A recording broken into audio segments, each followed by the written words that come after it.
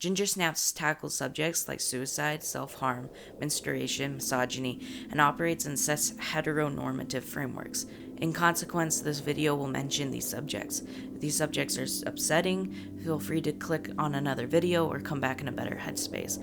To make this essay as accessible as possible, direct mentions or shots particularly upsetting will be avoided as much as possible, but may still be upsetting. Please practice self-care.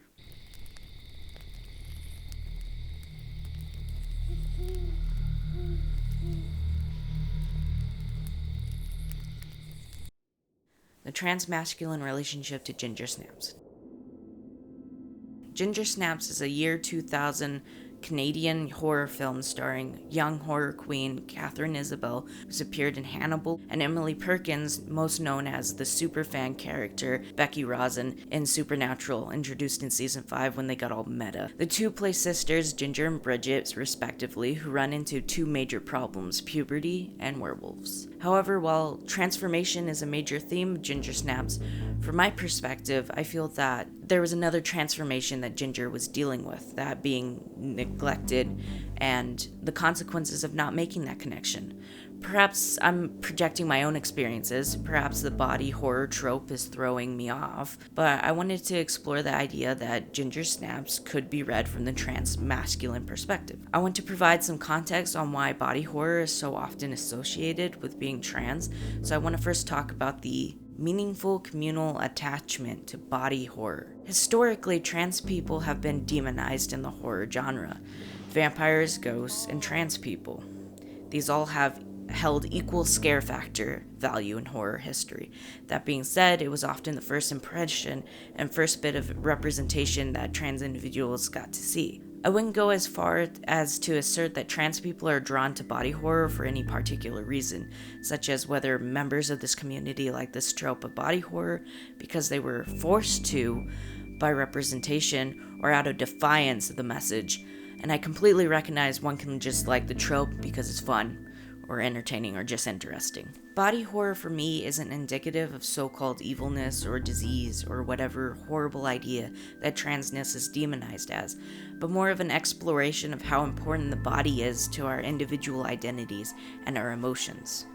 Once again, that being said, I believe that as a trans person specifically, when I hear body horror, or specifically werewolf transformations, my ears perk up. So watching Ginger Snaps, I was already keyed onto the idea. Before the egg cracks. Prior to her affliction, Ginger has a very negative perspective on life, which progresses into pure aggression. The source of this perspective is never directly pointed at any one cause. One could say a sexist society is what she rebels against, having spoken against the pigeonholing of women, but she is often shown repeatedly being disrespectful towards women and herself. Another theory is a fear of aging in adulthood, so let's discuss these potential sources of aggression. Dead by 16, against aging or something else? Out by 16 or dead in the scene, but together forever. United against life as we know it. Like Ginger, Bridget is adamantly against the idea of growing up, particularly surrounding the issue of menstruation.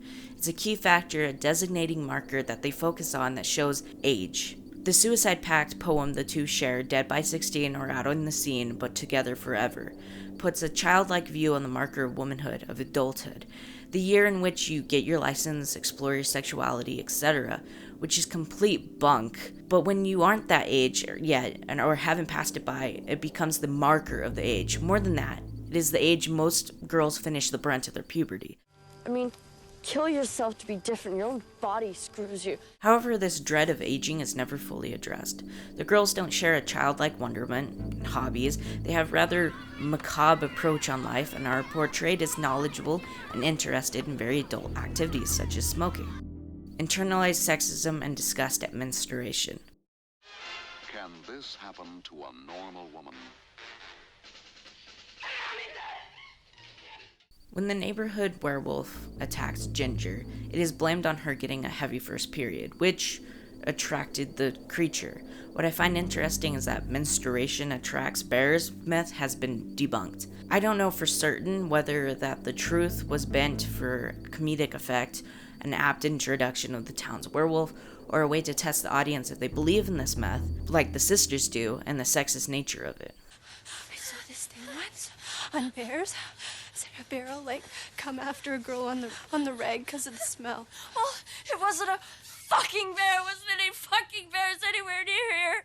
The myth originated from the night of August 13th, 1967, when 2 women were killed by grizzly bears in Glacier National Park, which prompted questions of whether menstrual blood instigated the attack and following the attack. Also, it's important to add that I'm also not 100% certain that even if they were menstruating or if they were just carrying spare tampons, it's kind of conflicting there. So it speaks to that potential ignorance surrounding menstruation. But anyways, it's been debunked. As you can imagine, once this theory came about, ideas of women can't be in nature or survive in the wild because of their own safety acted as a Trojan horse for a lot of other sexist ideas. Either way, the original werewolf was clearly already in the area, as the attacked dog was still warm when Bridget and Ginger found it. The point of this digression is that it further cements the sisters' distaste Ew. God. on menstruation. However, is their belief in this myth centered on sexism. High school, just a mindless little breeder's machine. Total hormonal toilet. They are both against the gendered roles that high school and life after place women in. This is juxtaposed against the same roles that their mother is perfectly happy working with, of course, to an extent. It's a period. I don't think cis women in particular are very fond of the period. But as someone who was once in that sphere, there's a lot of community surrounding that commonly shared experience. This one comes with a free calendar. Many cis women talk about their monthlies, sharing horror stories, bonding over the pain, Are you sure it's just cramps? swapping recommended remedies. Just so you know, the words just and cramps, they don't go together. They bring spare pads and tampons in their purses, knowing that if they were caught without one, they'd want someone there for them. So they'll be the lifesaver for that stranger. Tylenol, Midol, ibuprofen, and other medicinal cocktails rattle around in their purses, waiting for a friend with a mysterious headache or a sudden onset of cramps. There's a community involved in having a period, and that can be exceptionally welcoming if you're struggling, but when you don't experience periods, whether you don't have a uterus or can't menstruate for a number of reasons, this community can be very isolating. Furthermore, it can still be isolating if you cannot find comfort in this community, even if you do experience periods with some regularity. Ginger's very favorite. The mother in Ginger Snaps wants to share in this communal experience with her children. You're so dead. It is an introduction to her own sphere she has not been patiently waiting for. It's finally happening. It's not. Honey, it's nothing to be scared of. It's the most normal thing in the world.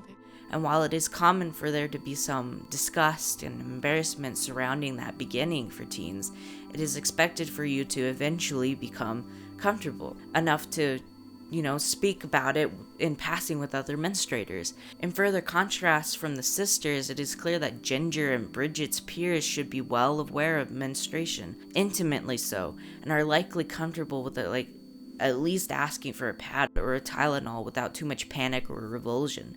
Ginger and Bridget are presented as very behind. Neither of you have had a period before, and you're how old? I'm almost 16. She just turned 15. She skipped a grade. This acts as the first main clue that something unique is happening for the sisters.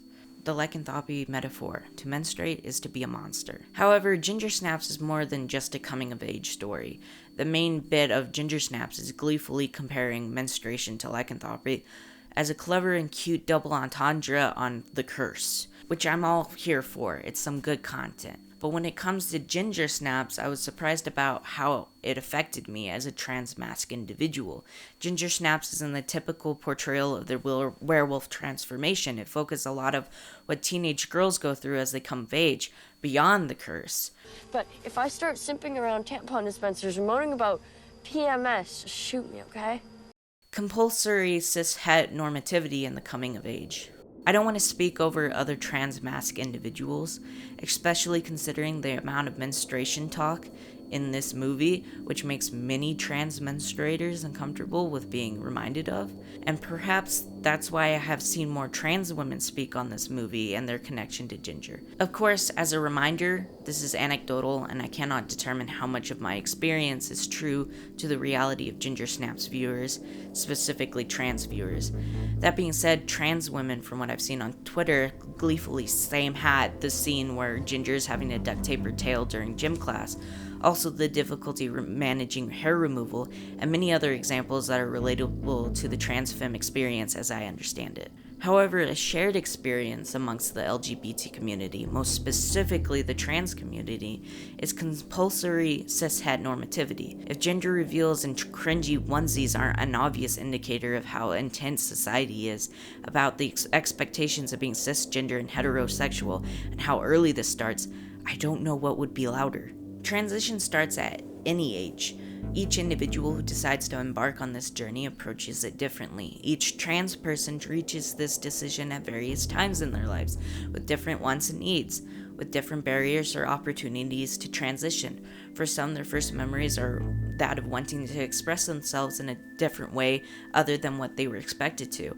For others, they didn't become aware until they were past puberty, realizing that they want something different. Some trans people don't come to this conclusion until they are of retirement age. However, in our mainstream society, those barriers and opportunities I spoke of can affect the timing of one's transition when they come to terms with what needs to be done and how it should be done to suit themselves best. Cishet normativity is the biggest barrier that trans people face. It oozes out of every corner of society from birth to death. So when you're a teenager already used to the pressures from family, friends, community, when your body is changing and revolting against your wishes, or at least not giving you enough time to breathe, to think things through before making near permanent changes, it puts a lot of pressure on our trans youth. Some put it off, some work through it, knowing they can't do anything about it until they are older, and some have access to puberty blockers. These barriers and opportunities can mean the difference between peace and happiness or depression, and in some cases, life or death. Transitioning is not an easy decision by any means, one that isn't immediately pursued even once there is a realization that this feeling needs to be addressed. Cishet normativity is strong. It can take a lot of thinking through to decide something that is honestly so pointedly against what society wants. As easily as a trans person can feel euphoria from presenting themselves differently, a cis person can experience dysphoria. Ginger Snaps actually tackles this idea with Jason, Ginger's date that she bites and consequently turns into a werewolf. What'd you get your rag too? Who experiences a similar body dysphoria that is depicted as emotionally distressing. This seemed to signal to a point of comparison for me, a cis boy experiencing something so traditionally feminine, and apologies for the cis-normative discussion of this point, but there's something to be said of this particular form of dysphoria, and clearly struggling with it still stood out as somehow less severe than what Ginger was going through. Ginger's experience with menstruation and lycanthropy contrasted against Jason's experience, which was specifically depicted as being abnormally worse, which seems strange given that Ginger had a lot of warning time about menstruating. Hypersexuality and over-femme performance as a precursor to being trans. One last feminine hurrah.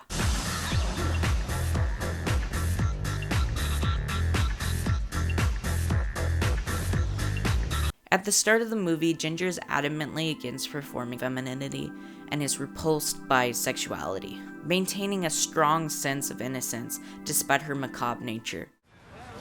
I think we should get together.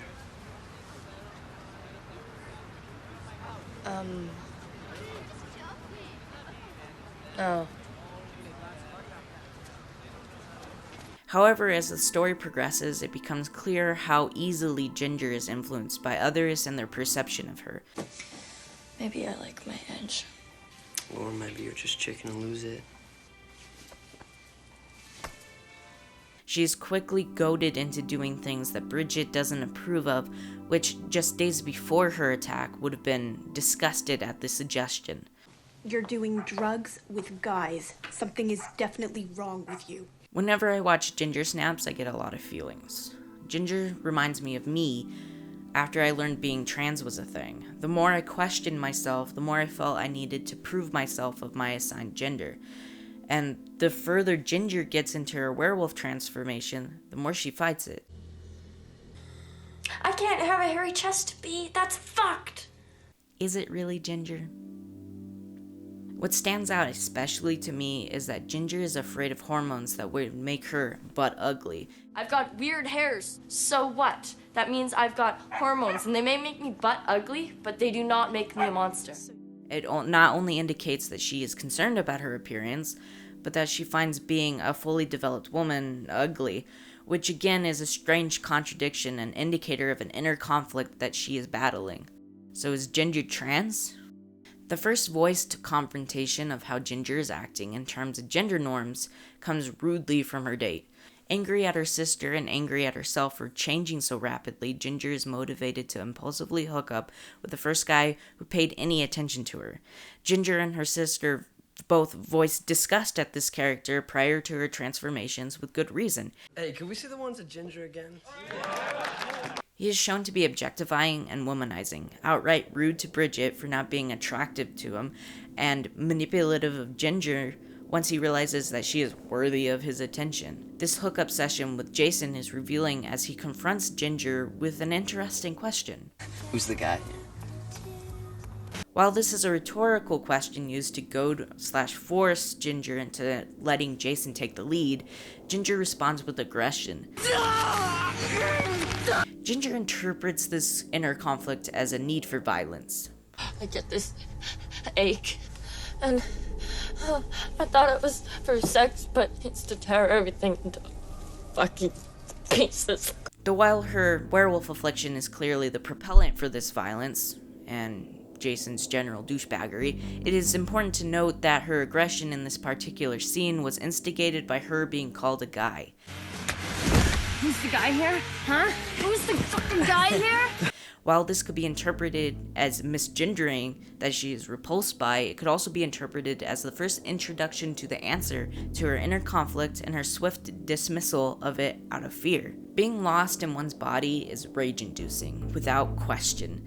To not have answers, to try for solutions only to have them fail time and time again is endlessly frustrating, especially when the answer is so seemingly simple in hindsight, but those opportunities and barriers come into play even here. I know you are. But what am I? Fitting into gender roles or performing your own gender. Ginger, as she progresses into her transformation, weaponizes femininity, not only to her benefit, but uses it against others. In her final Catherine Isabel humanoid form, when she confronts Sam, Ginger uses the fake excuse that Bridgette had cramps and couldn't show up. Where's Bridget? She couldn't make it. Yeah, why's that? Cramps. She says hi.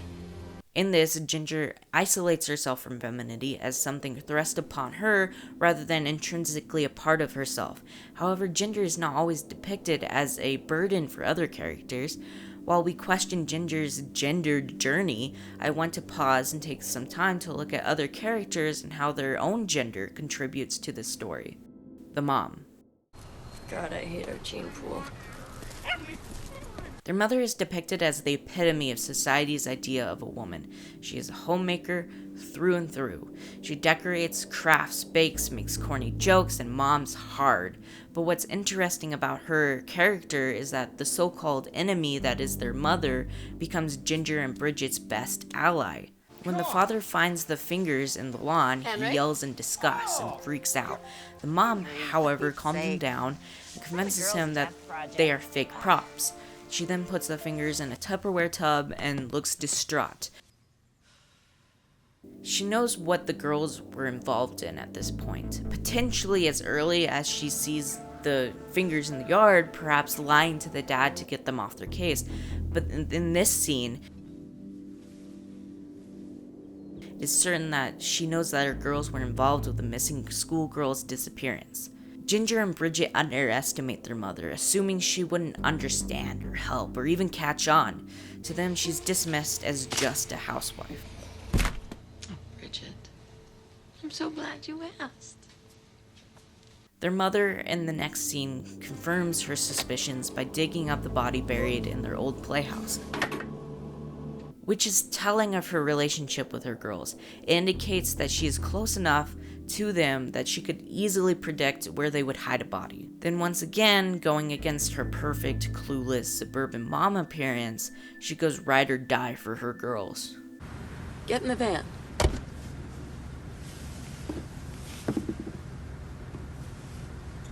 The father is clearly not as in tune with their daughters. He is clueless, dismissive, angry, and unsupportive in the most passive of ways.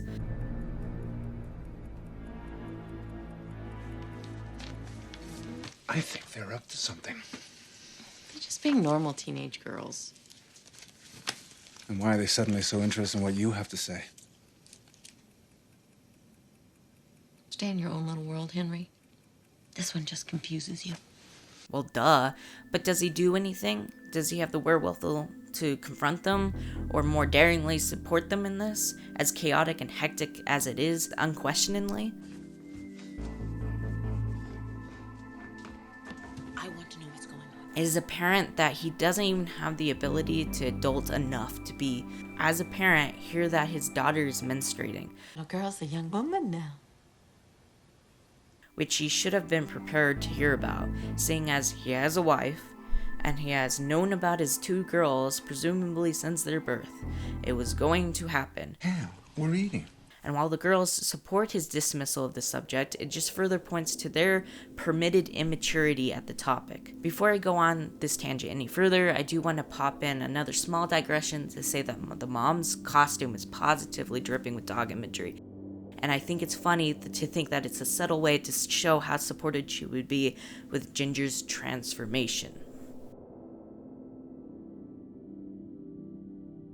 Bridget and Sam.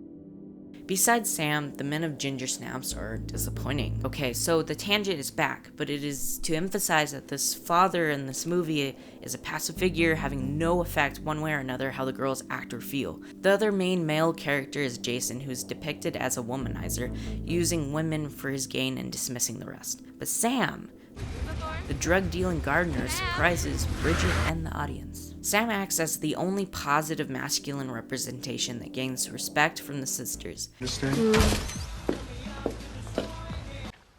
Look, it's just another wank job, okay? The fuck do you think you are? Give me that. What the fuck are you? Sam also holds his own against Ginger up until her final werewolf stage. Ginger, get off me! You jerk. This gains the respect of Bridget throughout the story, who tries to do the same thing with Ginger with no effect. Could be anything, but here I am thinking, lycanthrope. Oh, that's crazy, huh? Book me into the rubber motel, I'm officially all fucked up, right? Ginger and Bridget have a unique perspective on the world, and the typical depiction of a good guy would not be easy to win these particular girls over. He needs to be edgy and confrontational without being aggressive about it, unlike Jason or their dad, who are seen as society's typical guys, which spark hatred from the sisters. But to go beyond the fact that he is cool in an unsuspecting way, respectful, and treats Ginger and Bridget as equals. Pervert, she's 15. Ginger, wait outside. I do not think of you that way. He goes out of his way to help the sisters. You both need help. With the transmasculine perspective in mind, it is interesting to bring in the metaphor of Bridget coming out as a werewolf to Sam, even though she's covering for her sister. Bullshit. What do you say? Swear you won't call a freak show. Yeah, I swear. I'm changing. Like right now, and full moons have nothing to do with it. And even more so, his accepting reaction. You're real. Your problem's real. The solution's real. Not bam, death by morality call. Eventually, he fesses up to realizing that Ginger was actually the one transforming and not Bridget, as she had said. Understand, you may kill her trying to save her. What? It's for Ginger, isn't it? He mentions this after going through the effort of creating the antidote and experimenting with the ways to slow their transformation, presumably knowing early on about the ruse. Bridget is confused and clearly worried about the fact that she was caught lying and the consequences of that, but there are none. Just as long as you're prepared for that, and I mean, sure. He continues to help her and her sister, risking his life with no real benefit on his behalf and not any romantic obligation from Bridget. I do not think of you that way. As he and Bridget work together to help Ginger, he becomes a role model for Bridget in the same way that Ginger had been before being bitten, which in Bridget's world is the ultimate compliment.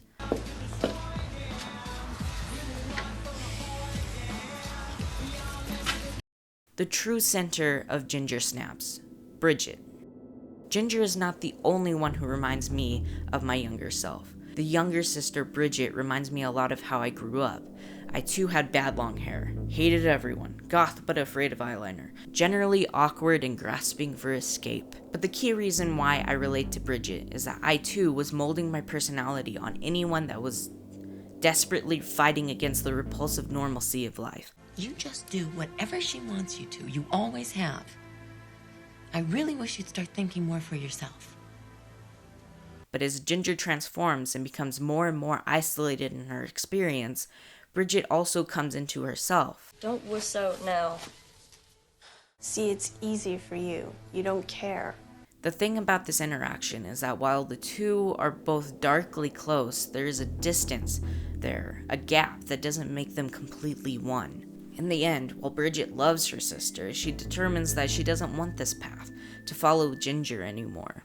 I'd rather be dead than be what you are.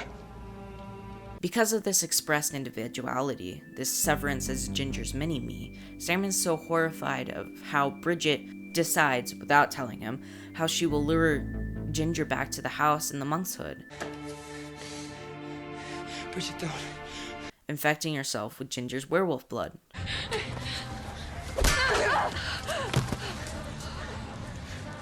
What the hell did you do that for? I won't let you do this, Bridget. You both need help. Oh, shit. What? How was I supposed to know that? Bridget learns the preciousness of life. Ginger isn't an enemy, though. She's just misguided and hurt. In this confusion, Ginger projects her need for protection onto her sister.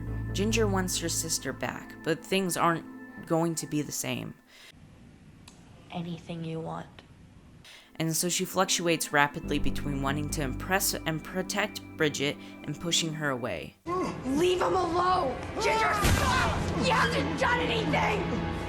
I don't like how he looks at you. When Bridget calls Ginger out on her own desperation, their dynamic is irreparably changed. I said I would die for you. No, you said you'd die with me because you had nothing better to do. By the end of the movie, so is Ginger. She's fully transformed into a beast. You want this?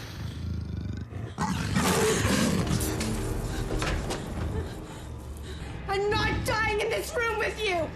The irony of this situation is that a shot, which is supposed to cure Ginger of her lycanthropy, is oh so similar to a testosterone shot, something that could have calmed this confusion, this upset within Ginger.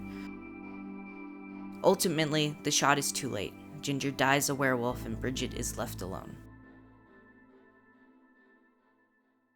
And with that, Bridget is faced with a choice. She is fast approaching her own transformation. Your turn's coming too. One day. I don't know whether Bridget is trans. I don't think she knows either. But she's at a point in her life that she may feel that she has to go one way or another. I ignored these signs, these inklings that something was off and unsatisfying. I couldn't name them. By the time it came out, I had done a lot of reflecting, but also what I felt like was a lot of time wasting. But I knew I needed the time I took. Otherwise, this would have happened earlier. The inkling of regret I feel comes from letting everything develop. With not knowing, I could have taken a moment to think things over, to watch my peers grow into themselves and determine from there what I wanted instead of being pushed down the hill along with them, not knowing if I wanted to end up in the place I would land in. So ultimately, Bridget is faced with two paths in front of her as she is throttled into adulthood. Sam or Ginger? This is monkshood. First thing tomorrow, we find out how to use it, we take off. Thank you for sticking around. I am very slow at making videos. I've been working on this for a very long time. So long that I thought I maybe could like post it in June, and now it's August. And I don't really know what happened there, but a lot happened there. But I am happy to post this because I have an announcement. I'm getting top surgery next month, September. So next time you see me, I might look a little different, which is awesome. I'm also thinking of maybe doing some extra stuff beyond film essays, because when I started this channel, I wanted to do something other than film essays only. Like, I really love film essays, but I also love the hodgepodge of other stuff. So what I want to do is keep up with this really off schedule for film essays, and then do additional videos on the side that may not be as polished or scripted as these videos are. So that's something to look forward to. But thank you for watching this video. I had to share a lot, I think. I mean, not like a whole lot, but I had to share a lot about how I feel about transitioning in this. And I'm also very aware that my voice is very different from my previous videos. But you know, whatever. Our life's a transformation.